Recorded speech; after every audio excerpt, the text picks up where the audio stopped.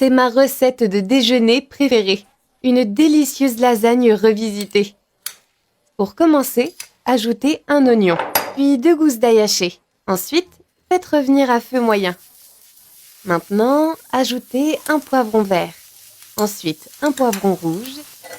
Et quand ça commence à revenir, ajoutez alors 500 g de viande hachée. Ensuite, ajoutez une cuillère à soupe de sel. Mélangez bien et mélangez tous les ingrédients ensemble. Ajoutez aussi un peu de poivre noir, un peu de paprika et enfin un peu d'origan. Maintenant, laissez mijoter la viande. Une fois que c'est fait, regardez un peu comme c'est coloré. Ensuite, ajoutez 100 ml d'eau. Puis une cuillère à soupe de sauce tomate. Une tomate hachée. Et ensuite, on mélange le tout à nouveau. Ici, ce sera la viande pour la garniture de nos délicieuses lasagnes. Couvrez et laissez cuire pendant 10 bonnes minutes. Regardez ça les amis, c'est vraiment très joli. Maintenant, on vient éteindre le feu et on met de côté. Ensuite, pour la sauce, allumez le feu sur moyen.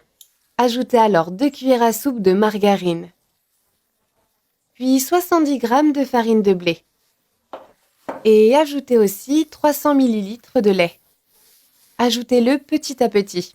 D'accord les amis? La crème épaissit au fur et à mesure que vous ajoutez le lait. Ensuite, on rajoute du sel.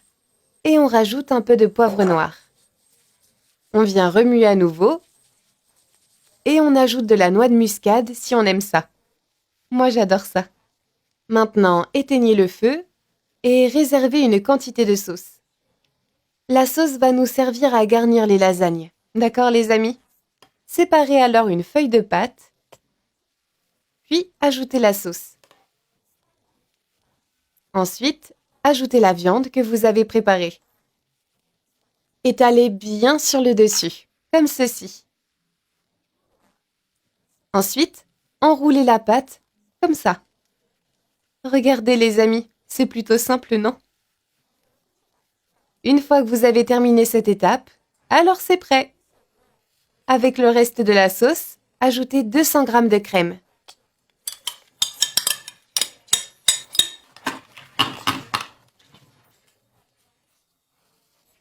Et maintenant, mettez de côté.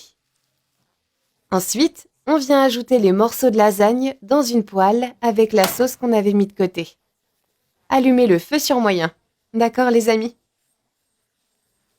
Ensuite, ajoutez le reste de la sauce par-dessus.